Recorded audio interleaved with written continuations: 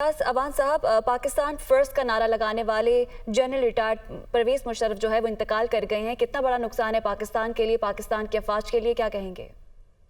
जी यकीनन इन्ना लिल्लाहि व इन्ना इलैहि राजिऊन। जो रूह इस दुनिया में आई है उन्होंने एक दिन जाना है, and we all have to return to Allah almighty. खुदावंद ताला उनकी कब्र और आखिरत की मंजिलें आसान करे। यकीनन पाकिस्तान आर्मी और पाकिस्तान आर्मी की तारीख में और पाकिस्तान की तारीख में एक बहुत बड़ी शख्सियत, जो बहुत ही मुहिब्बे वतन पाकिस्तानी थे, बड़े इंस्पायरिंग कमांडर इन चीफ थे पाकिस्तान आर्मी के। As a chief of army staff soldiers they used to look up to him, और बड़ा वो इंस्पायर किया करते थे, कॉन्फिडेंस अपने फॉलोअर्स में, अपने सोल्जर्स में, इसमें कोई दो राय नहीं है। बहुत मुहिब्बे वतन आदमी थे, और जो हमारे आर्च राइवल है इंडिया, उससे वो कभी मरूब नहीं होते थे और कभी उनकी सुप्रीमेसी को एक्सेप्ट करने के लिए कभी तैयार नहीं होते थे। वो खुद भी पाकिस्तानी थे। पाकिस्तान फर्स्ट न सिर्फ वो कहते थे, वो बिलीव भी करते थे, और यही कॉन्फिडेंस वो नीचे ट्रांसमिट भी करते थे और जवानों तक पहुंचता भी था। इसमें कोई दो राय नहीं है। बहरहाल उनसे कुछ फैसले जो उनके थे, उनकी वजह से जो लेगेसी हम कहें कि उन्होंने छोड़ी, वो it is a mix of good and controversial decision. कुछ फैसले ऐसे हुए जो कंट्रोवर्शियल थे और हमेशा हमारी तारीख में उन पे कंट्रोवर्सी रहेगी। कुछ फैसले बहुत अच्छे थे। तो इट्स अ मिक्स ऑफ से गुड एंड कंट्रोवर्शियल डिसीजन, जिसकी वजह से उन्हें याद रखा जाएगा। मीडिया के लिए मेरे ख्याल में जो उन्होंने काम किया, ये कोई पॉलिटिकल लीडर नहीं कर सकता था।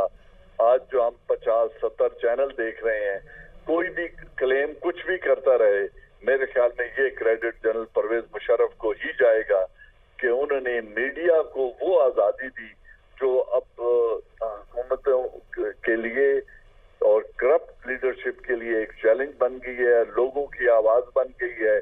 तो ये लेगेसी में एक बहुत बड़ा लैंडमार्क है जो याद रखा जाएगा। अच्छा एजाज अवान साहब, जिस तरह उनके कुछ फैसलों का आप भी जिक्र कर रहे हैं कि जो उनसे कुछ गलत फैसले भी हुए, लेकिन उसके बावजूद उनके दौर को आज अच्छे अल्फाज में याद किया जाता है। उसकी वजह ये कि उनके दौर में काम बढ़ा हुआ।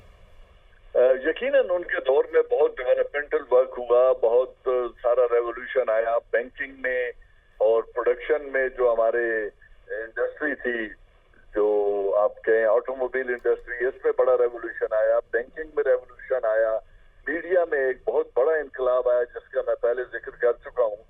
पाकिस्तान आर्मी के अंदर बहुत मुस्बत डेवलपमेंट हुई और बड़े डेवलपमेंटल काम हुए, इसमें भी कोई दो राय नहीं है।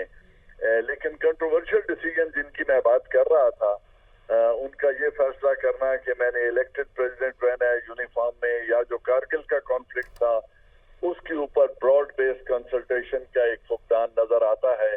तो इस तरह के कुछ डिसीजन उनके गलत हुए।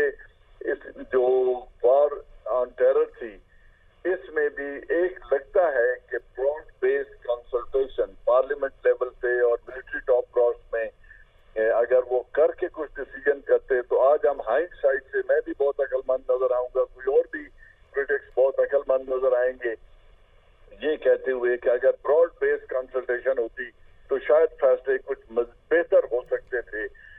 लेकिन ये है, this is how the life is. उनका एक डिसीजन मेकिंग का अंदाज था, बोल्ड थे, डिसीजन लेते थे, पेंड नहीं करते थे बातों को।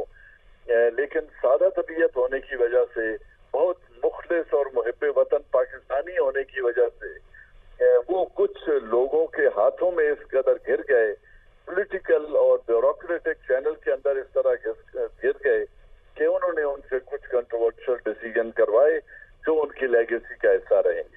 अच्छा एजाज अवान साहब, जिस तरह परवेज मुशर्रफ ने तकरीबन 9.25 साल जो है वो इक़्तिदार में रहे हैं और बड़े अप्स एंड डाउन्स इस इक़्तिदार में आए हैं और ओपनली बड़ा उन्होंने इस तमाम चैलेंजेस को फेस किया है, तो क्या चीज़ है जो पाकिस्तानी अवाम को सियासत को फॉलो करनी चाहिए? देखिए, मैं बड़ी दो टोक बात कहूँगा। पाकिस्तानी पॉलिटिक्स में और लीडरशिप में अगर पाकिस्तान आर्मी का role as a defence adviser तक महदूद रहे, डिफेंस के रिलेटेड इनपुट्स जो हैं, चाहे वो फॉरेन पॉलिसी में हो, मईशत में हो, डिफेंस और सिक्योरिटी के एतबार से हो, अगर ये इनपुट्स अपनी प्योरली प्रोफेशनल डोमेन के अंदर रहते हुए दी जाएं तो पाकिस्तान आर्मी बहुत बड़ी कंट्रीब्यूशन कर सकती है। और ये जो सिविल मिलिट्री की टर्फ के ऊपर एनक्रोचमेंट का जो झगड़ा है इसको खत्म हो जाना चाहिए। अगर ये खत्म हो जाए तो लोग पाकिस्तान आर्मी से आज भी मोहब्बत करते हैं।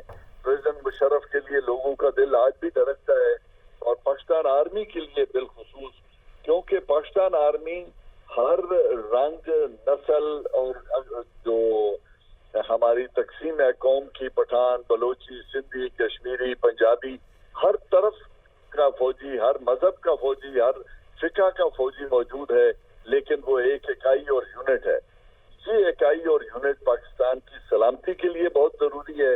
लिहाजा अगर ये अपने डिफाइंड रोल के अंदर रहते हुए अपना मशावरती किरदार अदा करते रहें और सियासत में मुदाखलत न करें तो शायद ये एक बहुत अच्छी लेगेसी होगी टू फॉलो। एजाज अवाद साहब ये भी बताएगा कि गलत फैसलों का हवाला आपने भी दिया, ये बताएगा कि उन गलत फैसलों के पीछे आप मुहर्रिकात क्या देख रहे हैं? देखिए, गलत फैसले अभी हम हाइंडसाइट से तो तनकीद कर सकते हैं। उस वक्त एट द हेल्म जब डिसीजन लेना होता है उस वक्त चैलेंजेस क्या थे, एनवायरनमेंट क्या थे। मैंने उनकी किताब बड़े गौर से पढ़ी है। उसका जो चैप्टर 10 है बिलखुसूस, उसको मैंने तकरीबन 4 दफा पढ़ा है दोहरा के, जिसमें उन्होंने डिसीजन किया वॉर ऑन टेरर में अमेरिका के साथ मिलके इस जंग को लड़ने का। अब वो डिसीजन ऐसा है जिसके ऊपर यकीनन अगर ब्रॉड बेस्ड कंसल्टेशन होती तो शायद हम बेहतर तरीके से इस जंग का हिस्सा भी बन सकते थे और पाकिस्तान का नुकसान भी कम अज कम होता या बहुत कम होता या बिल्कुल ही ना होता।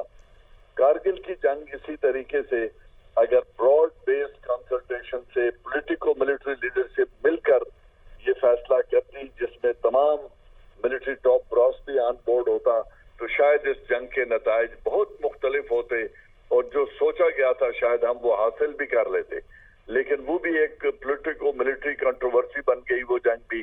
तो इस तरह इसलिए मैं कह रहा हूँ फिर उनका इंतखाब लड़ने का जो फैसला था कि मैंने वर्दी में प्रेसिडेंट इलेक्ट होना है, कुछ पॉलिटिकल लीडरशिप जैसे पहले मैंने कहा उनको उन्होंने कन्विंस कर लिया, उनको वोट भी लेके दे दिए। इलेक्टोरल कॉलेज को जो पॉलिटिकल लीडरशिप थी उन्होंने मैनेज करके उनको इलेक्ट भी करवा लिया। लेकिन ये डिसीजन भी एक कंट्रोवर्शियल डिसीजन ही पाकिस्तान की तारीख में रहेगा। तो इसलिए एक बिल्कुल ठीक है, कंट्रोवर्शियल ही रहेगा। एजाज अवान, दिफाई तजियाकार और हारिस नवाज साहब हमारे साथ मौजूद थे। आप दोनों का शुक्रिया अदा करेंगे। तो पाकिस्तान के लिए आज नुकसान की खबर ये है, पाकिस्तान के लिए बड़ा नुकसान है और अफसोसनाक खबर है कि general retired Pervez Musharraf Dubai के अस्पताल में ज़ेर इलाज थे, आज वो इंतकाल कर गए।